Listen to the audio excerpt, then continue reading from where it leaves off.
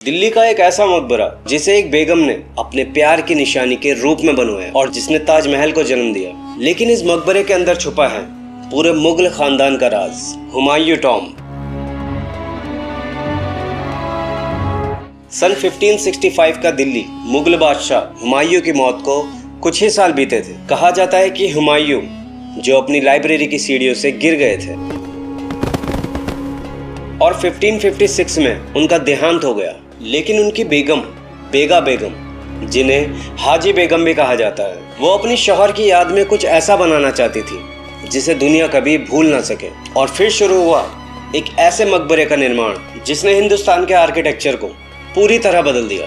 Persia से बुलाए गए आर्किटेक्ट मिरक मिर्जा घियास और इन्होंने ही मकबरे को डिजाइन किया। और ये भारत का पहला ग्रैंड गार्डन टॉम्ब था। 4 बाग यानी स्वर्ग जैसे बगीचों ने घेरा हुआ था। लाल बलुआ पत्थर और सफेद संगमरमर से बना यह मकबरा सन 1570 में तैयार हुआ।